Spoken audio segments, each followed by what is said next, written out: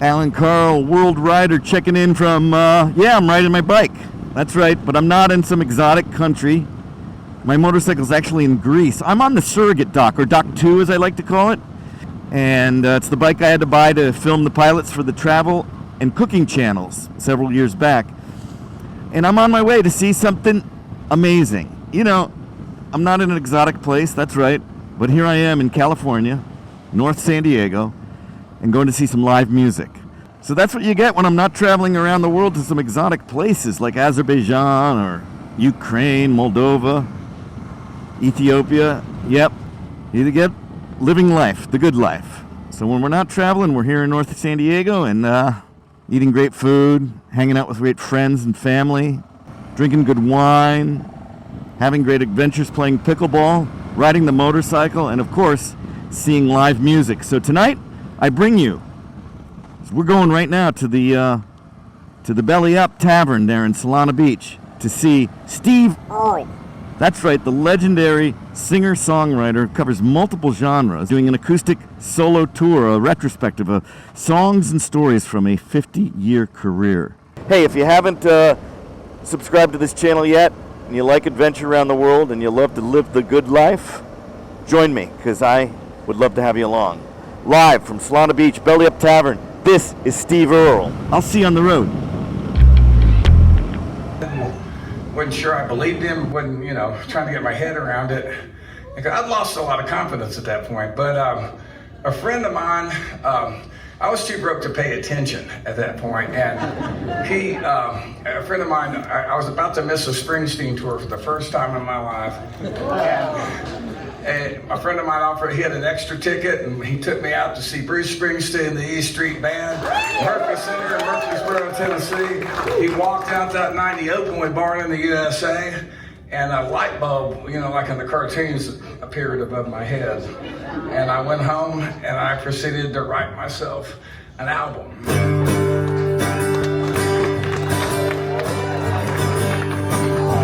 Hey, pretty baby, on your rhythm, it's your good rockin' dada down Tennessee.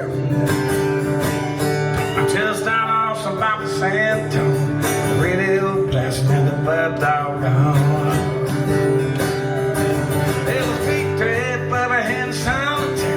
No local yoga can shut me down.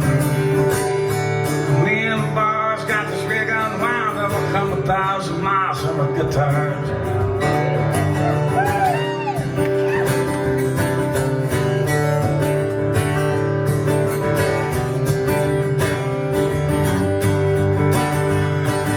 Nothing ever happened on my hometown. I ain't the kind of just hang around. Someone called my name one day, found that voice out lost highway. Everybody tell me you can't get far. $37 in the chap guitar. Watch, now I'm smoking in a Tesla with a hammer down, rocking a little combo from a guitar jam.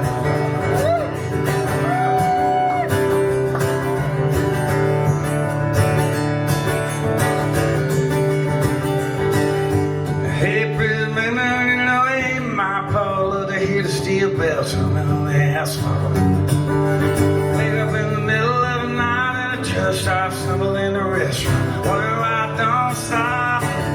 Gotta keep it right while I still can. Got a 2-pack head with a Motel 10. When the blues say the voice, I'm a brand new man. Back to the riser and make my stand. Hey, pretty baby, when you hold me tight. Loading up and rolling out here tonight. One of these days when I sell a line, take you back with me to a guitar time.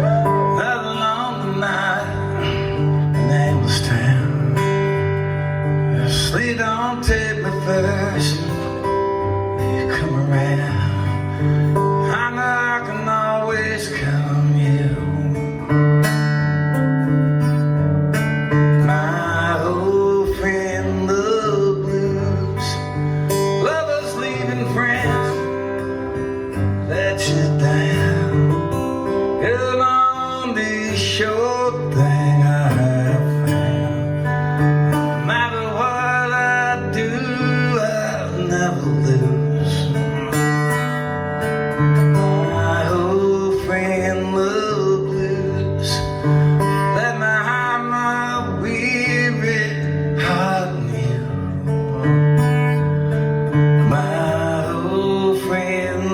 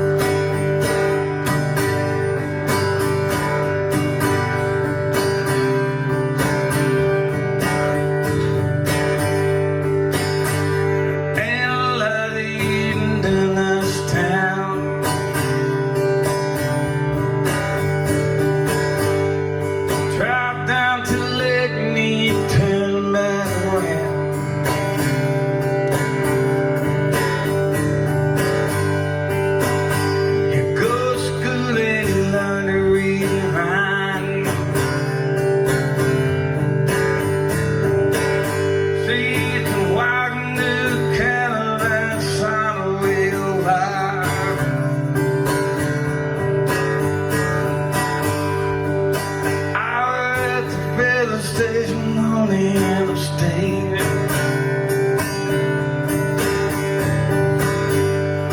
For big ass Lincoln cannot stay place. That's my point. Memphis always needs speed.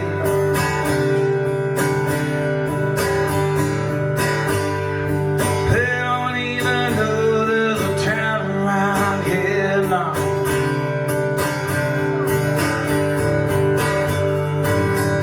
Someday I'm finally gonna let go, 'cause I know there's a better way. I'm gonna know it's over that rainbow. I'm gonna get how to kill someday.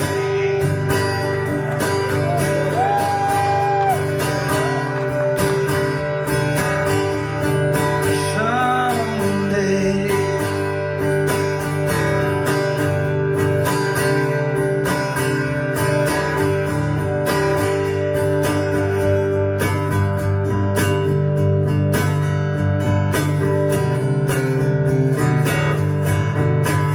I'm a brother went to college 'cause I played football.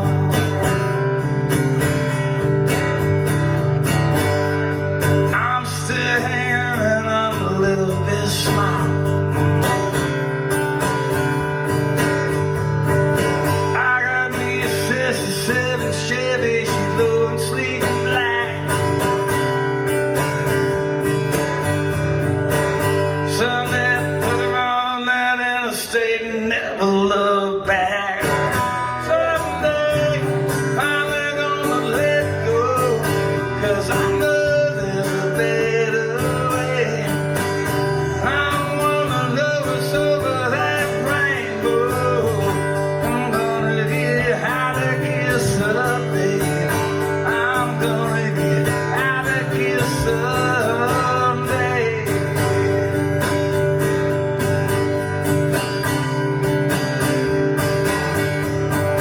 Someday.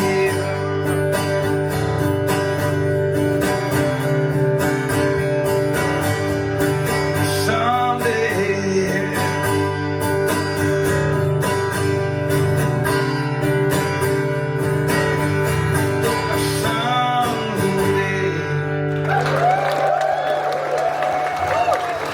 Thank you.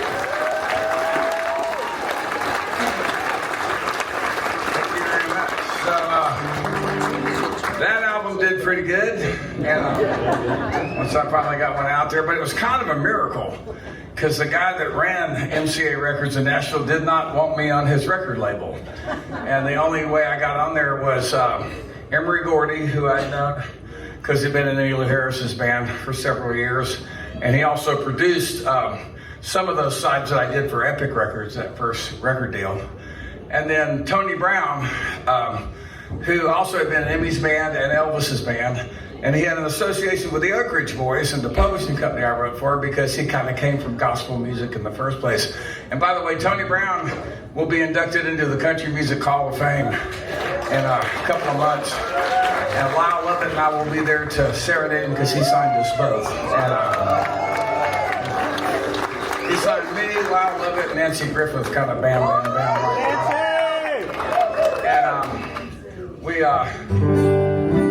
And he thought singer-songwriters were the future of country music. He was wrong, but it was the kind of song record deal. So, basically, Jimmy Bowen hired those two guys, the guy that ran MCA Nashville, and told them, go sign whoever you want to. And they said, cool, we're going to sign Steve Earle.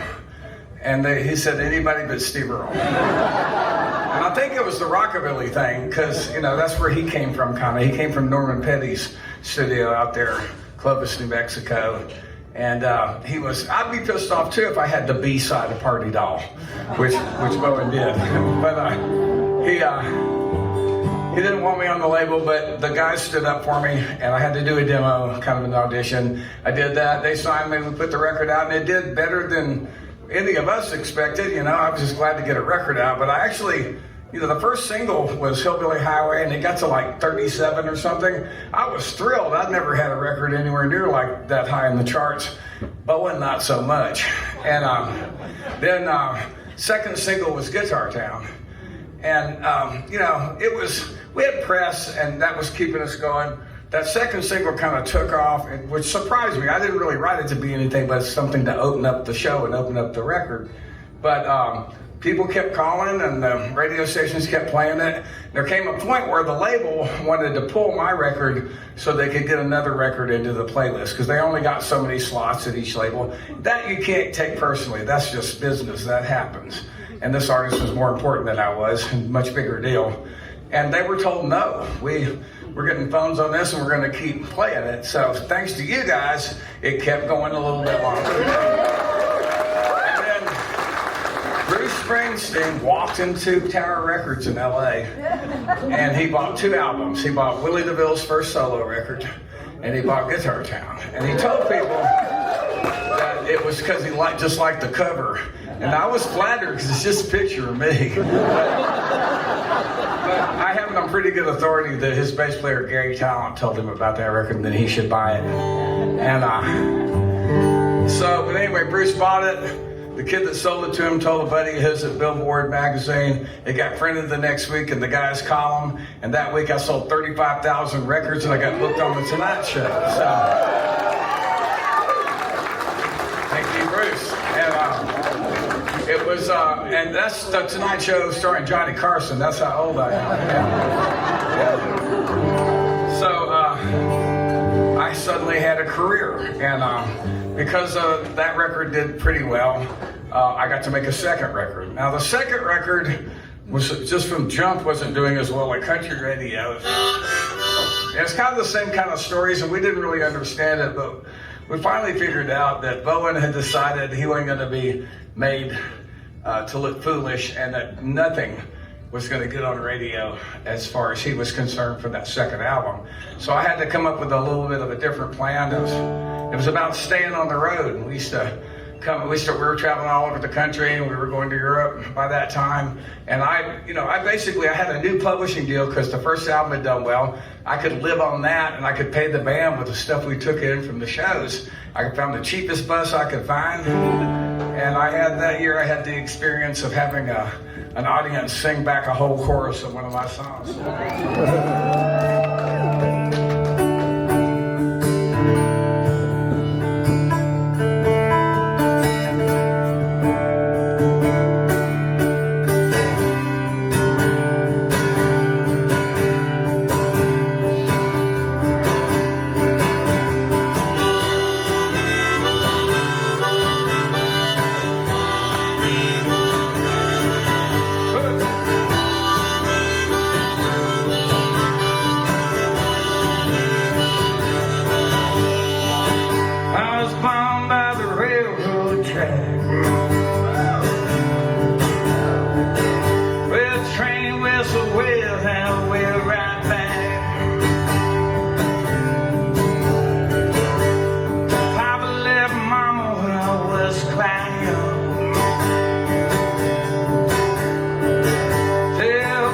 these days you will find the sun.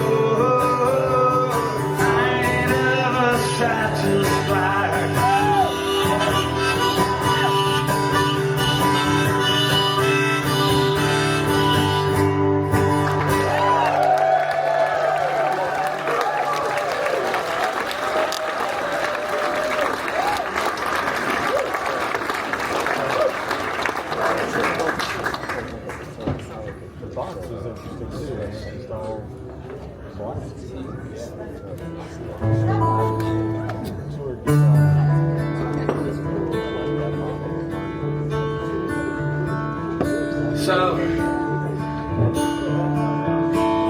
like I said, the stories on that record were kind of like the stories on the first record. And I was really kind of grateful as I got to finally make those two records, and that it had taken me so long to get a record deal in retrospect, because it was, I got there in November of '74 and I was about to turn 20, and I was 30 when I finally made Guitar Town, and I was like, I'd learned a lot about songwriting in those almost 11 years. One of the things I learned was that nobody really cares so much about what I feel as they do about what I feel that they might have felt themselves at some point in their life.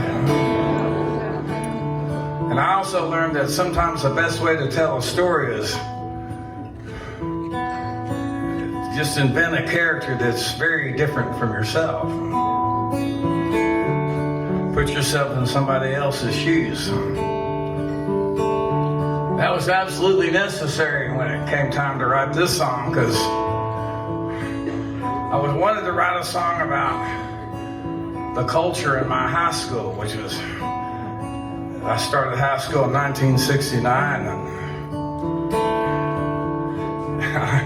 I finished it before it was not quite 1971.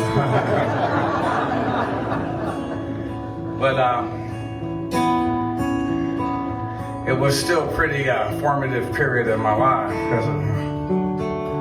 Now, the culture at my high school out on the western edge of San Antonio, Texas, like a lot of high schools in this country, was about football.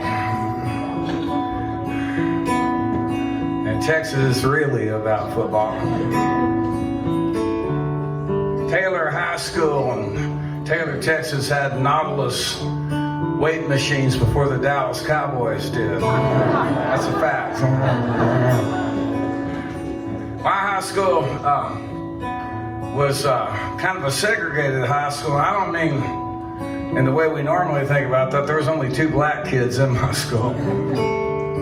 But Loop 410 right down the middle of the school district. So inside the loop, that was kids like me and all the new subdivisions they were building.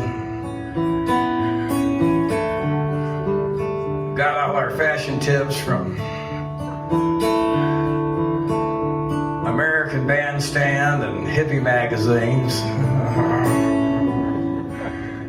Outside the loop, farm and ranch country, and those boys out there were baling hay for extra money, not mowing lawns.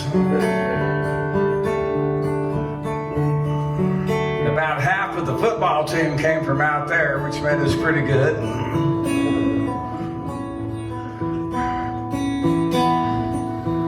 And a lot of those guys rodeoed as well. They weren't supposed to during football season, but they did anyway. And I wanted to, in this song, sort of get inside some of those people, even though I didn't really have anything in common with them. But I kind of knew that was part of the job by the time I wrote this record. And it was like, see, I was the least athletic human being in the bloodline of my family going back for at least 1,000 years. The only exercise I ever got was when I coughed.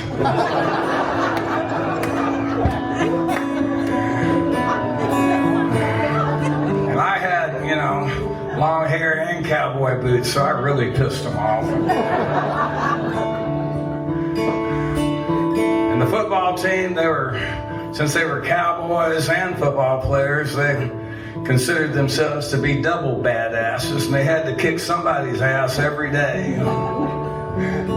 I weighed 135 pounds. I walked home from school or to my girlfriend's house is where I usually went. So I was it. And pretty much every day, I'd leave campus and a truck or a car would pull out in front of me or behind me, and 3 or 4 guys would bail out. And they'd stomp a mud hole in me, and I got my hair cut with a pocket knife twice.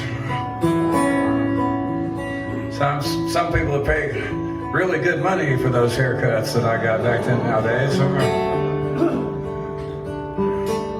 Wasn't exactly in style then.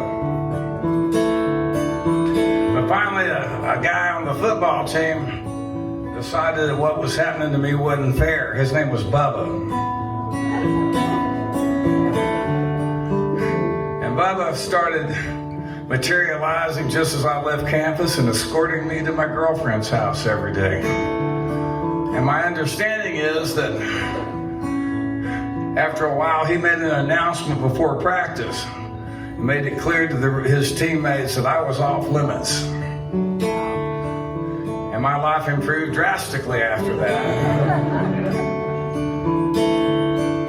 But I stuck pretty damn close to Bubba anyway. Now, my idea of a date when I was in high school was to go over to my girlfriend's house after school. She was kind of a latchkey kid. We'd put a stack of albums on the changer, let them play all the way through one side, and do whatever we thought we could get away with before her parents got home. But I want to tell you, when those headlights hit those curtains in front of the house, my athleticism improved drastically. Through that sliding glass door, over the fence. Bubba got downright telepathic when it came to predicting when I'd come out of that alley, and he'd pick me up. And we'd go right around his truck for the rest of the night. High enough to hunt ducks with a rake. But see, my hobby in high school was turning cowboys onto LSD. I mean, it just seemed like they needed it. I know Bubba was grateful. Back then, there was no light pollution between, you head that out Highway 16, that's Bandera Road. Between there and Bandera, zero light pollution in those days. Not like that anymore.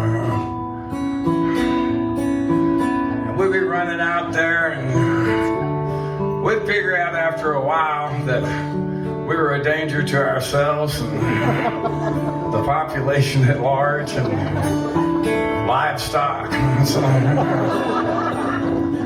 And we'd pull off in that chaparral out there, park the truck and lay up on the hood. And you could feel the heat from the engine underneath your back. Just lay there and look up at all those stars. Once in a while, Bubba would go, "Did you see that?" Because Bubba never could grasp the concept that I couldn't see his hallucinations. I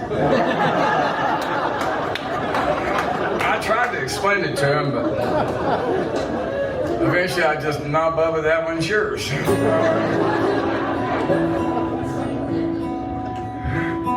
And after a while, we'd come down, and Bubba would drive me home. I'd climb in through the window, lay there and grind my teeth, listen to the radio till I fell asleep, and just pray that they didn't play In-A-Gadda-Da-Vida.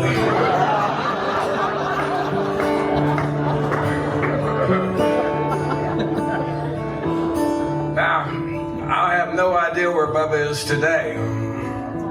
Lost track of him somewhere along the way. But I owe him big time for my life, for one thing, but he also became one of several mannequins from that point in my life for characters that have been in my songs all along, and including two characters in this song right here.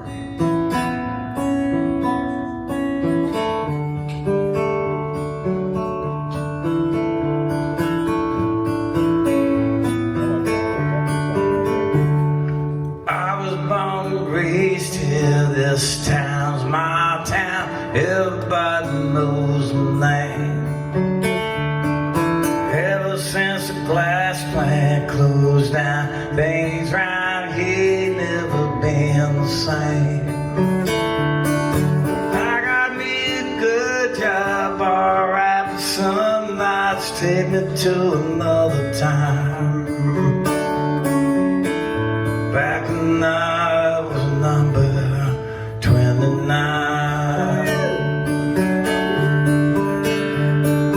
I was pretty good then, don't you know? Watch him go, but I could really fly. Everyone in town came here flash on blast in out on Friday night. Sally of the heart, I'd push him back, way back. I says, and she was mine. Back when I was number 29. We would play at Smithville, big boy, small boy, second down, 4 to go. Bubba about to play and good call my ball. Now they gonna see a show. Bubba let his man go a cut back, heard it crack, still hurts me, but I don't mind. Reminds me I was number 29.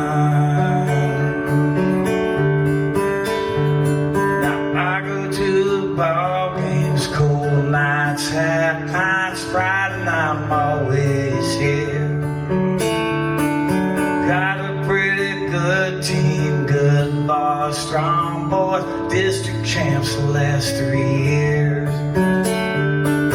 Got a little tailback that's pretty quick, real slick, taking for a stick sometime. Nowadays is number 29.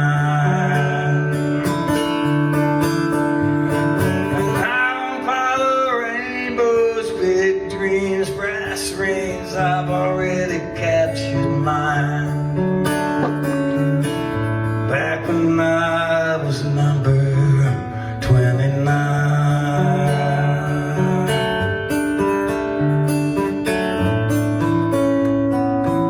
Good night, Bubba, wherever you are.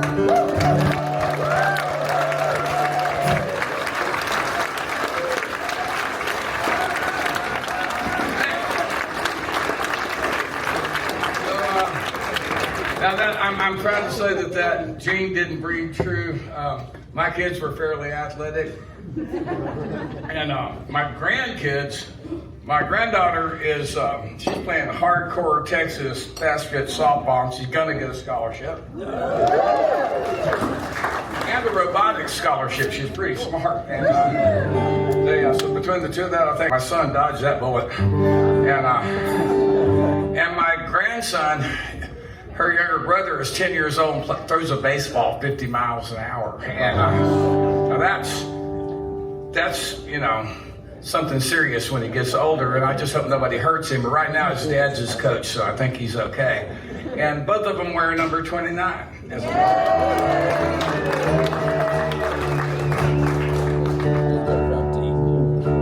So I'd get another record deal if I lost the one I had. They hadn't dropped me yet. And, to keep things growing, we're all about growth in this country, don't you know? We were touring a lot, and I was going to Europe quite a bit, and I heard a rumor that my record label was starting a new subsidiary, or it was actually reviving an old imprint, and it's called Uni. And I knew that I didn't have any future at MCA Nashville. So I was over, and for some reason in England, they decided I was qualified to produce records. And I was over there producing a record, and I heard that they were having a party to celebrate the launch of this imprint. And Jimmy Bowen, who ran the Nashville office, had a boss. His name was Irving Azoff, and he ran MCA Records in those days. And he was a little guy, but people were terrified of him. But he seemed to kind of like me, so I started sucking up. And I heard that he was in town, that they were having this cocktail party, and so I kind of crashed it. And I cornered Irving, and I said, "Hey, I want to be moved to Uni." And he looked at me. I don't think he liked Bowen all that much either. And he looked at me, he said, "Uni's not for country. Uni's for hip hop and rock and roll." I said, "Okay, I'll make a rock record." And I had no idea how I was going to do that when I said it.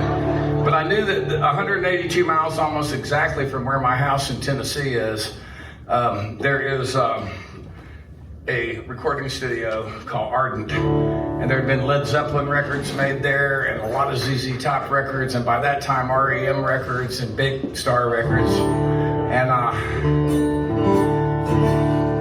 the band had I thought my band at that point could do pretty much anything. And we headed west, and we started trying to figure out how to make another kind of record.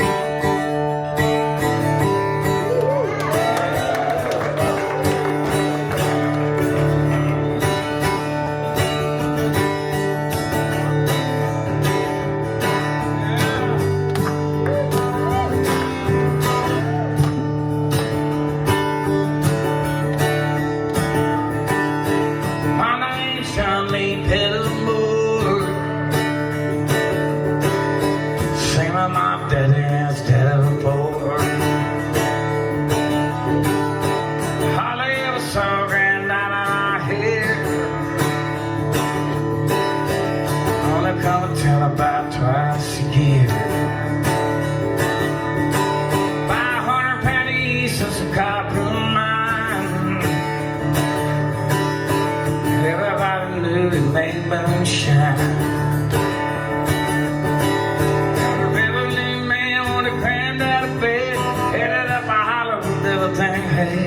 For my time, but I've been told never come back from Copperhead Road.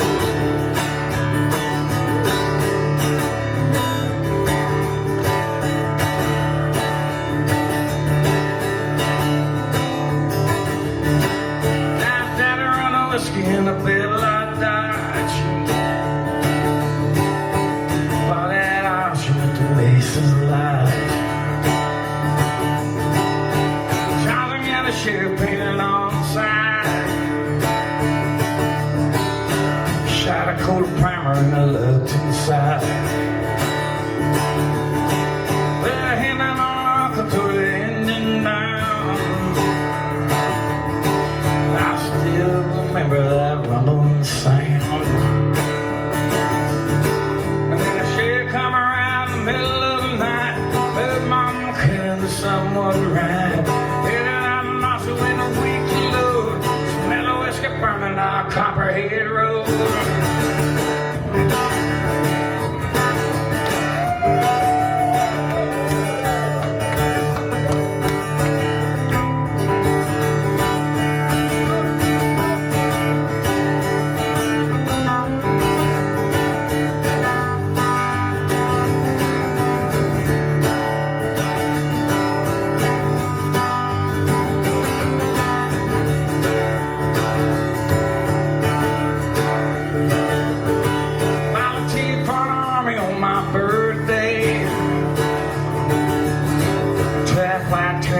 Around here in a way.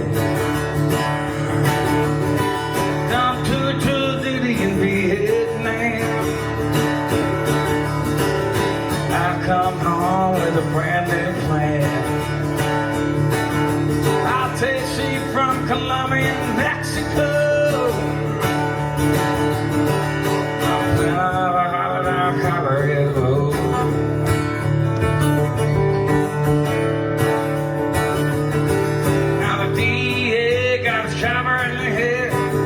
Screaming on back over there. Final thing or two shouting on your door. Better stay away from Copperhead Road.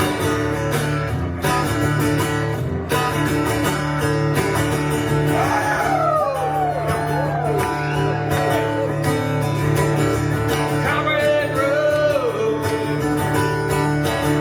Come on. Copperhead Road, yeah.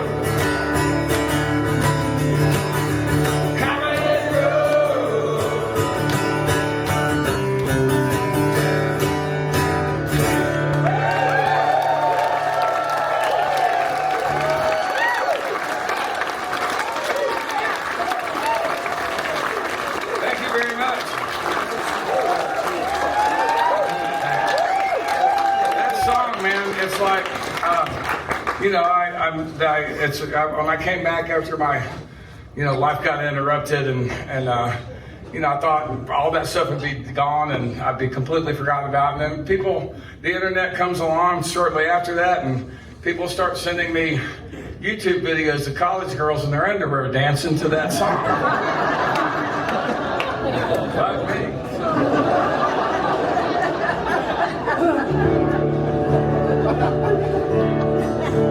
But so people have asked me, like, do you get tired of playing that song? Why would you get tired of playing that song? Look, it pisses me off when Radiohead doesn't do Creep. I don't get it. Why wouldn't you play that song? So anyway, that record did pretty good too. And me personally, not so much. By the time I had problems with drugs from the time I was a young teenager, and I was no stranger to heroin when I got to Nashville in 1974. It's just, I'm from Texas and grew up 150 miles from the border during the Vietnam War. And then I got to Nashville and the heroin sucked. And so it kind of gave me a reprieve for a while. And I couldn't really afford it anyway.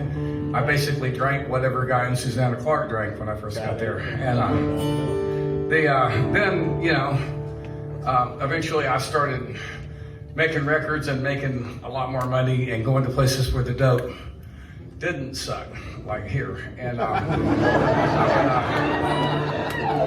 I was in trouble almost immediately. And by the time the Copperhead tour, the second half of that, we were opening for Bob Dylan with this tour that he still hasn't come in from. And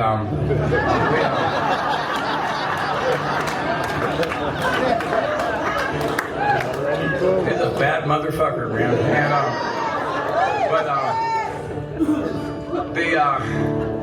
I was flying to San Antonio on our days off because I found a methadone clinic there that would give me take-homes, even though I had never managed to produce a clean urine in my life. And that's how I got through that tour. And I, you know, other hook nor crook, I got through another record and another tour after that.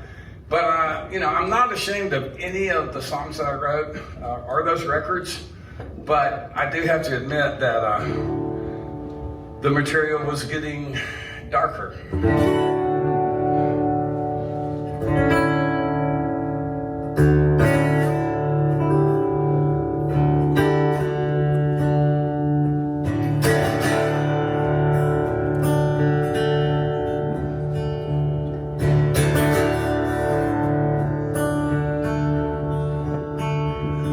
My name is Belly Up. I'm 29 years old. I was born in Oklahoma, quarter Cherokee, I'm told. Don't remember Oklahoma, been so long since I left home. It's like I've always been present, like I've always been alone. Didn't mean to hurt nobody, never thought I'd cross that line. I held up a filling station like I've done 100 times. I told him, he lay face down on the floor. Guess I'll never know what made me turn and walk back to that door. The shot rang out like thunder, my ears rang like a bell.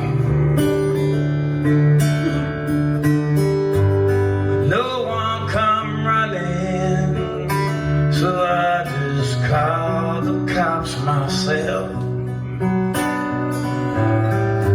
It took the time to get there. I believe I could have run. I knew I should be feeling something, but I never shed tear one.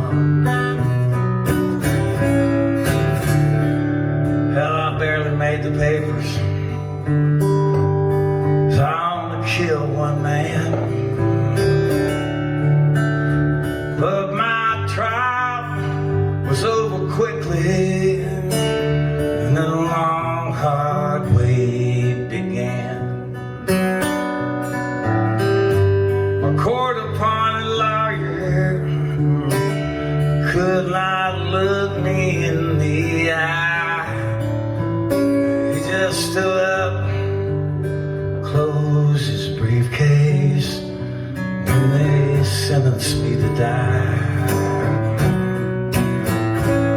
Now, my waiting's over as the final hour drags by. I won't stand here and tell you that I don't deserve to die, but there's 97 men mostly black, brown, we're all poor. Most of us are guilty. Who are you to say for sure? So when the preacher come get me, shave off all my hair, could you take the long walk with me, knowing hell was waiting there?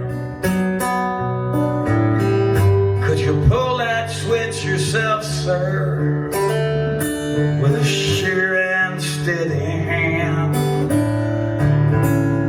then go home and tell yourself, sir, you're better than I am.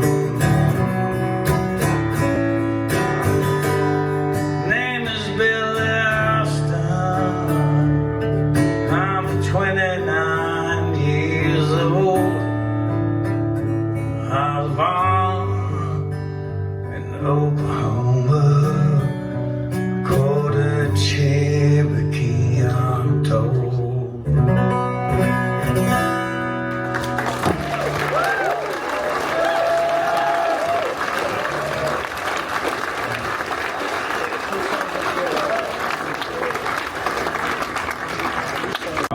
I'd get feeling better, and then I'd walk out of there because there was no bars and no, nothing was locked. But after a while, without, several $100s worth of drugs every day, you start thinking a little bit more clearly. And Honewell, Tennessee is in the middle of nowhere. It's not on the interstate or anything. It's in sort of halfway in between Nashville and Memphis on the old highway, on Highway 100. And it's like, it's in Lewis County, which is called Lewis County because Meriwether Lewis killed himself there. And it's like, there's nothing there except there was a rag factory in those days. I don't think it's there anymore. Where used clothing dealers used to come from all over the country when they opened up the bundles because they'd find some cool stuff.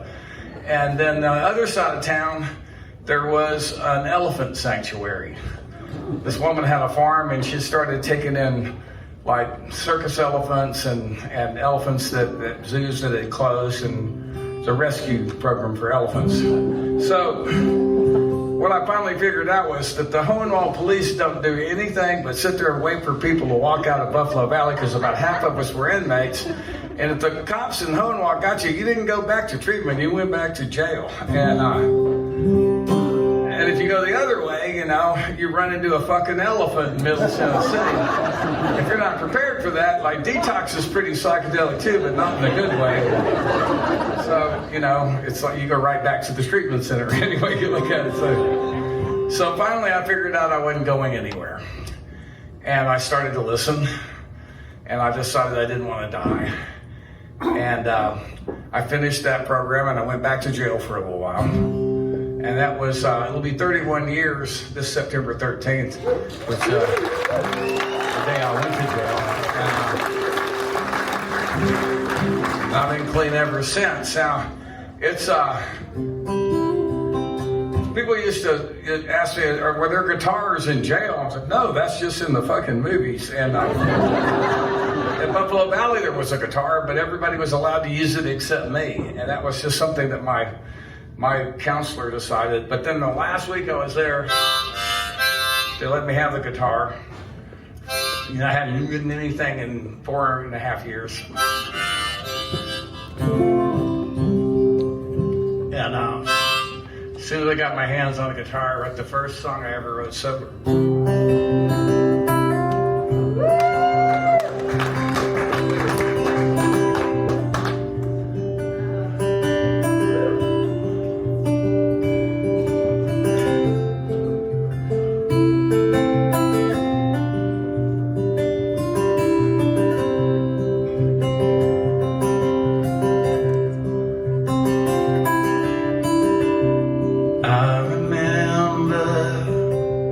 Holding on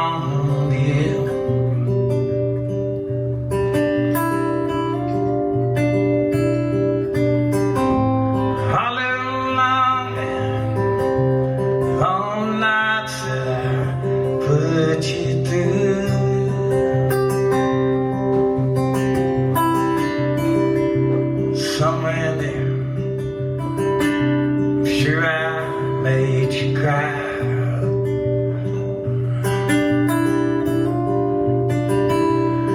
But I can't remember if we said goodbye.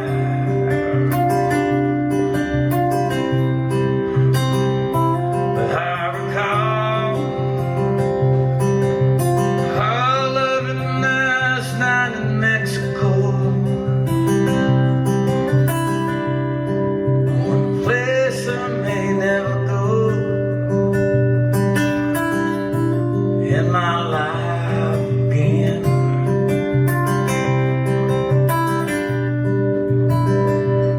Was I off somewhere just too high?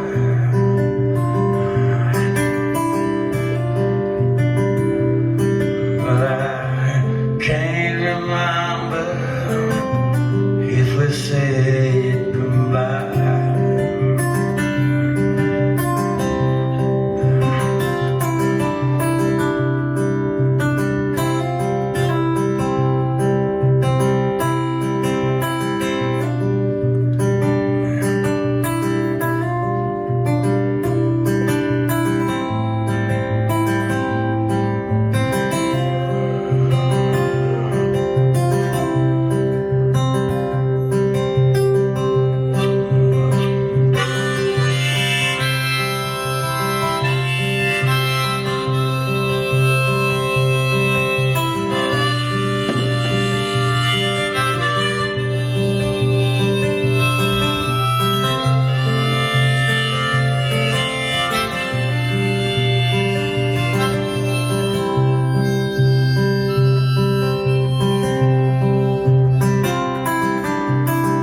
On a mission,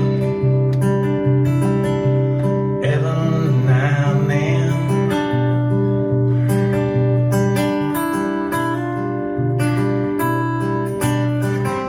It's like a soft breeze blowing up in the Caribbean.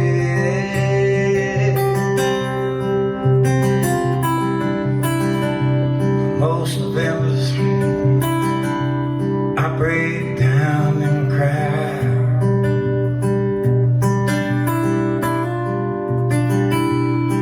But I can't remember if we said goodbye.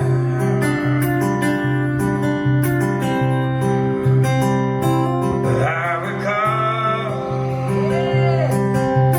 our loving last night in Mexico. That's one place I never go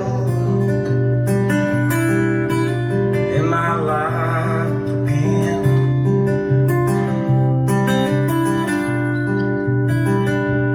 Was I off somewhere, maybe just too high?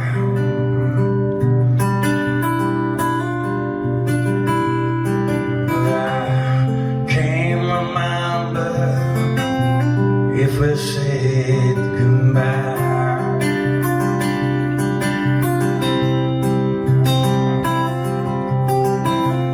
Can't remember if we said goodbye. Goodbye.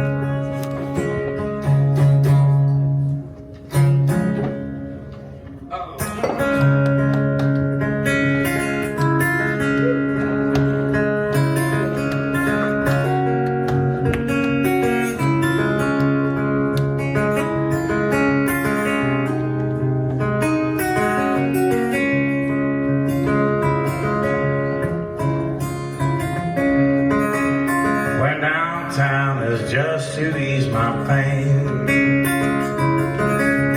Went downtown just to ease my pain. Ended up out walking in the rain. I took my pistol and $100 bill. Took my pistol and $100 bill. Everything I need to get me killed. Out of Southside girls, they suit me just fine. Southside girls, they suit me just fine. Money, they don't whine. It's important.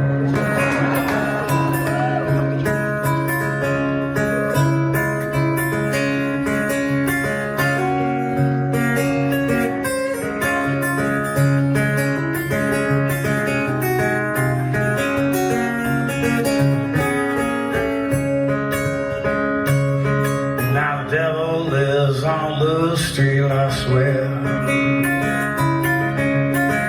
Right down on Lewis Street, I swear. I seen him rocking in his rocking chair. I saw way up the top of the street, and I walked down to the end. I saw way up top, I walked down to the end.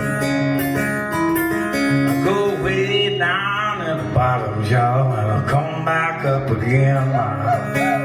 Mama told me, Papa too, they both talk till they turn blue, but I got them boys like Nashville blues again. Can't be satisfied until they line me up again.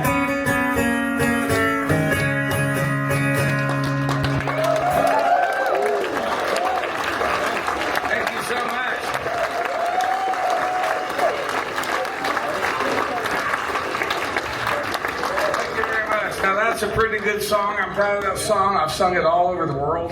Yeah. But I do have to admit that immediately after I made it up, I realized it suffers a pretty serious design flaw. And that is, it has a tendency to make that particular part of my life sound like a lot more fucking fun than it really was. Especially the bit right at the end there, that really sucked. And so what I've done for 31 years almost, to keep from ending up back where I started, suggests that very strongly that whenever I sing that song, I probably ought to sing this song lest I forget. So welcome to my nightmare.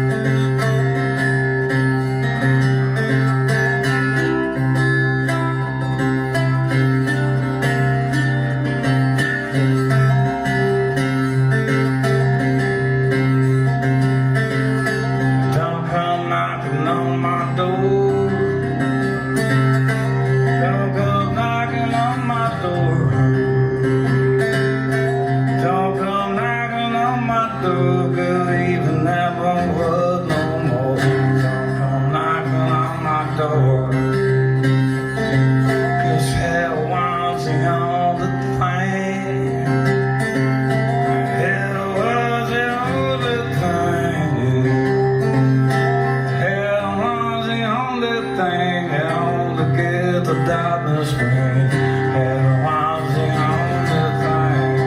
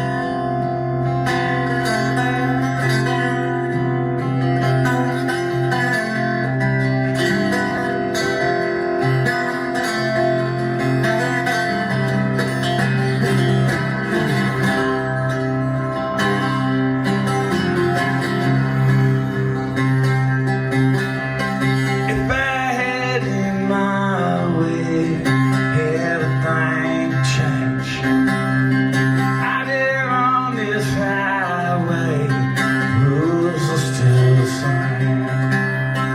Back roads never carry you where you want to.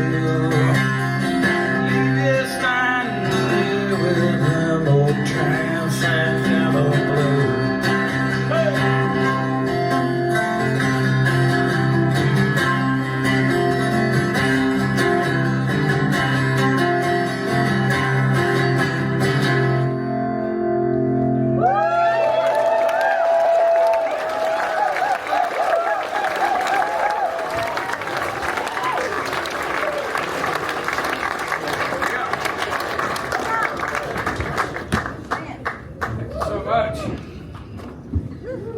Like my new strap? Well,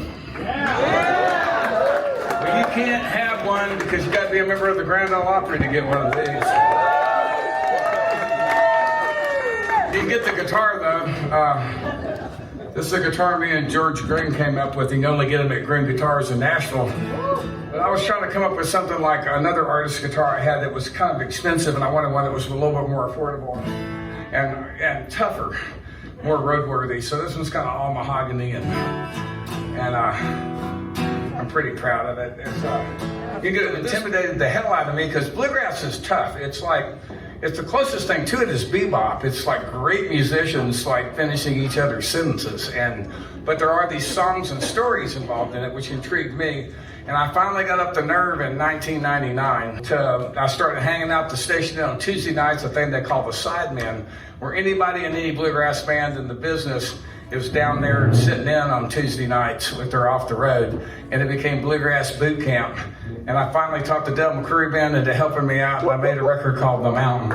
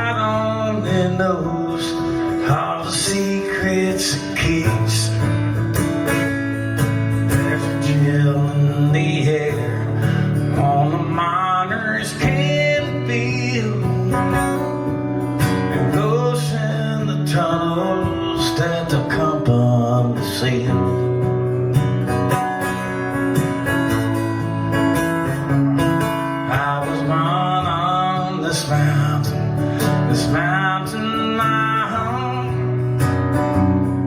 And she holds me and keeps me from worrying and woe. Well, they took everything that she gave, now they're gone. Well, I'll die on this mountain my home.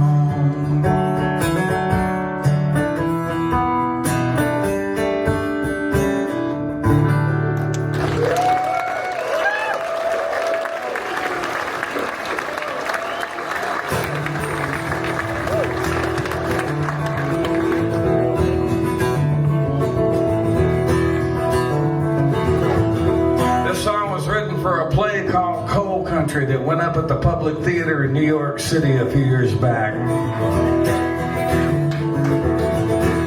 Jessica Blank and Eric Jensen, a couple friends of mine, had a story they wanted to tell, and they wanted me to write some songs and help them tell it. The story about an explosion in a coal mine. April the 5th, 2010, Montcoal, West Virginia. 29 men died. Worst mining disaster in this country since the early 1970s. Now that mine was called Upper Big Branch. UBB for short. UBB was the first non-union mine on that mountain, y'all. That's not a coincidence. That is precisely what a trade union does. A trade union protects workers.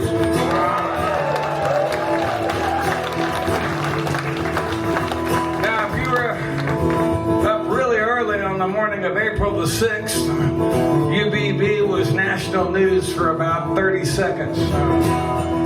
You'd have seen the cable channels and all the networks out there talking to anybody that would talk to them. One person you would have definitely heard from is a gentleman called Tommy Davis. Because Tommy was there that day. He came up top just before she blew. But in that instant, Tommy lost his firstborn son,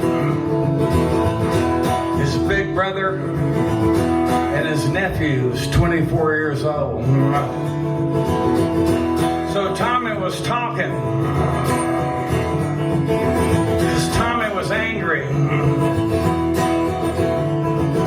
Tommy wanted answers.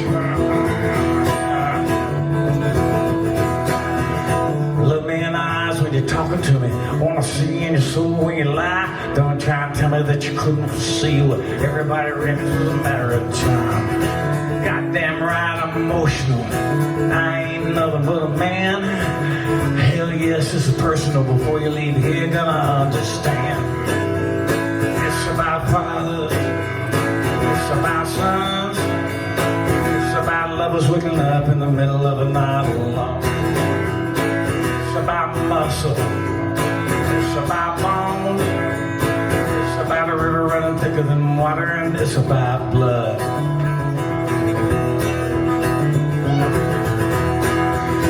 Once upon a time in America, a working man knew where he stood. Nowadays, just getting down is a miracle. Probably wouldn't give it up if I could. Try and tell me about the state of the economy, fiscal reality, profit and loss. None of that matters when you're underground anyway. Damn shit, can't tell me nothing about cost. It's about fathers. It's about sons. It's about lovers waking up in the middle of the night alone. It's about muscle. It's about bone. It's about a river running thicker than water, and it's about blood.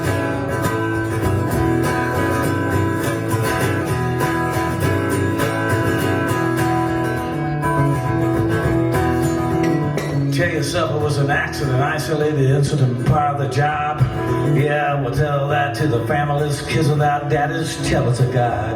Is that when you hear unto the holler, or the ghost of a widow that cries for every man that died for a cold company dollar, lung full of dust and a heart full of lies. It's about fathers, it's about sons, it's about lovers waking up in the middle of a night alone. It's about muscle, it's about bone, it's about a river running thicker than water, and it's about blood.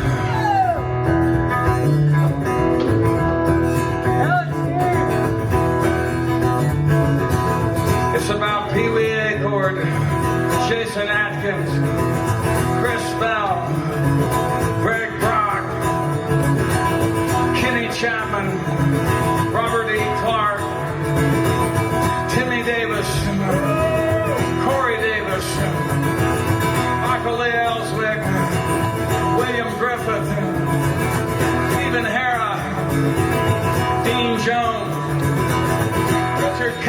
Lane, William Roosevelt Lynch, Nicholas Darrell McCroskey, Joe Markham, Ronald Maynard, Eddie Mooney, Adam Morgan, Joshua Mullen, Boone Payne, Dewey Persinger, Jody Price, Stewart Scott, Robert Delsky, Gary Wayne Karl, Benny Willingham, Ricky Workman. It's about blood.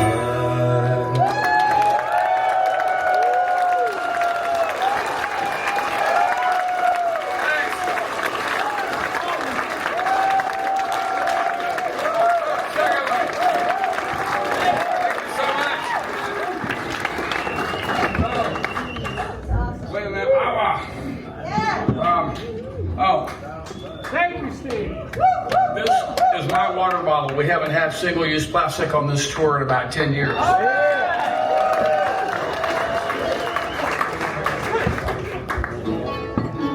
Now, some of you are asking yourselves, what the fuck is that? You can call it a bazooki. Unless you're going through security in an airport, in which case you don't want to say, here's my bazooki. Especially with this fucking beard.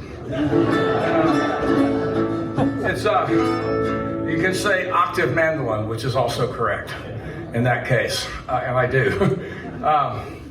Bouzouki is a Greek word for a Greek instrument, but the way I play it in tune, it has a lot more to do with Ireland. And the Irish will play any instrument that washes up on their shores better than the people that invented it. You can pretty much count on that. And the way I my guru where this is concerned is a gentleman called Donald Lundy, who kind of made this a permanent part of Irish music a few decades back. Can I get a little bit more of this up here? And there you go. It's an immigrant instrument. And as an immigrant instrument, it's the perfect instrument for accompanying us as we sing this song together. And when it comes time to sing, I'll show you your part, and you need to sing. It's really important that you sing. Because if you don't sing, everybody will think you're Republicans.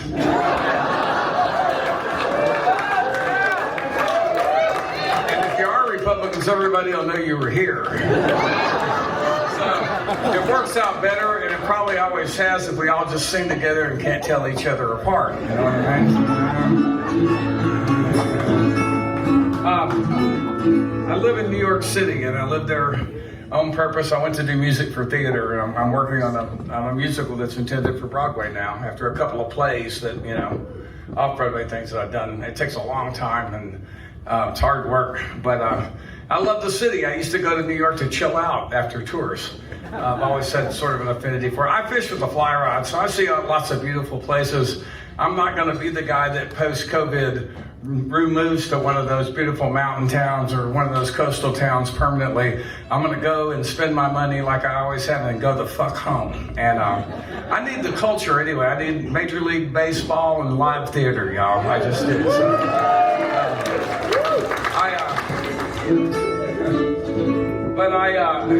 there's some culture, adjustment when you move to New York City when you're 50. It was which I did, and one of the revelations was the whole existence of the New York deli grocery. I know that sounds like nothing. I mean, it's a convenience store, yeah, but I had 7-Eleven, kind of like what you got here, but it's a convenience store. Has all the convenience store stuff, but it's open 24 hours a day. And but they have real groceries. Like if I'm cooking and I'm short an onion, I go downstairs and get one. Within the block usually. In my case, my last apartment, it was literally downstairs and across the street. Fresh flowers 24 hours a day. What a convenience. I need them when I'm single. I need them when I'm married. And the deli grocery in New York City was invented largely by immigrants from Italy. But by the time I started going there, mostly folks from Korea had sort of picked up that flag. And it's the gentleman ran the one in my neighborhood. His name is Mr. Kim. Pretty impressive cat to me. For one thing, he speaks Korean, which sounds like a tough fucking language to me, man. And he speaks English better than I do. His kids speak English better than both of us, and I kind of watched them grow up. And but the most impressive thing about Mr. Kim is that beginning in his 50s, he had to learn a third language, and it was like, it was because of changes in New York and changes in his business, and that language was Spanish. And he speaks it beautifully and fluently in just a few years, which embarrasses the fuck out of me. I'm from San Antonio, Texas. I grew up in occupied Mexico. And my Spanish is, what are you laughing at? You did too.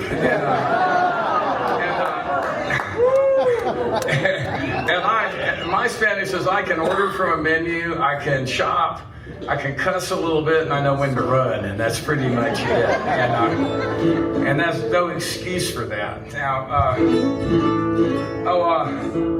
another thing that I'd never seen before I moved to New York was, it's pretty complicated there because everybody that has a mom and pop type business is renting because nobody can afford to own the property that their business is in New York. People from elsewhere with a lot more money than we can even think about own that stuff. And it's like there's, maybe it's pretty hard to figure out a way to retire. And so I see two different businesses in my neighborhood within a block of each other. I watched this happen. Maybe you have an employee that learned the business from you, worked for you for a long time, and they want to keep the business going, and they make payments to you, and that becomes your pension. And that seems like a pretty cool deal to me, because if you're self-employed, there's not much in the way of money coming to you if you decide you want to go fishing permanently.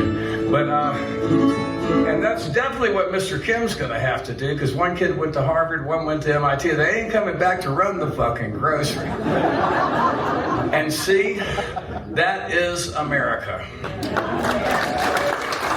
That's who we are, or who we're supposed to be. This is for Mr. Kim.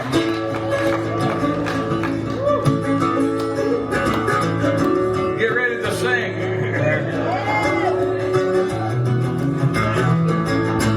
Living in a city of immigrants, I don't need to go traveling. Open the door and the world walks in. Living in a city of immigrants. Living in a city that never sleeps. I'm keeping time to 1,000 beats, singing a languages I don't speak. Living in a city of immigrants. City of black, city of white, city of light, city of innocence, city of death, city of tears, city of prayers, city of immigrants.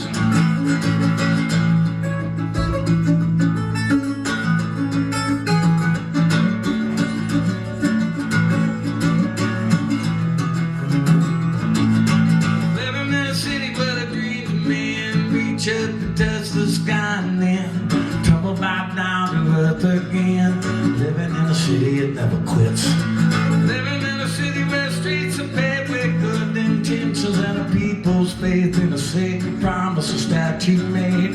Living in a city that never quits. A city of stone, city of steel, city of wheels, constantly spinning, city of bone, city of skin, city of pain, city of immigrants.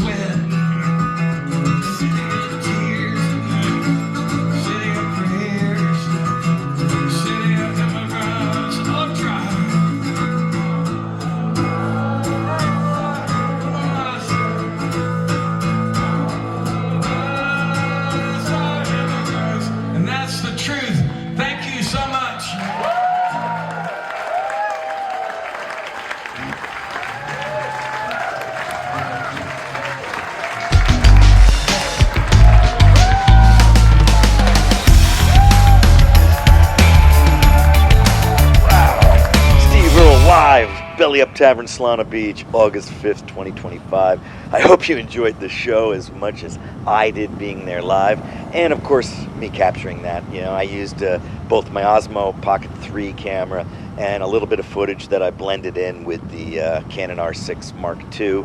So anyway, for those technical geekies who want to know a little bit about what I was doing there, thank you again. If you haven't subscribed, subscribe to my channel, share and like this video, and I'll see you on the next one, either at a show, on stage, or perhaps some exotic place in the world. Thank you. Love you.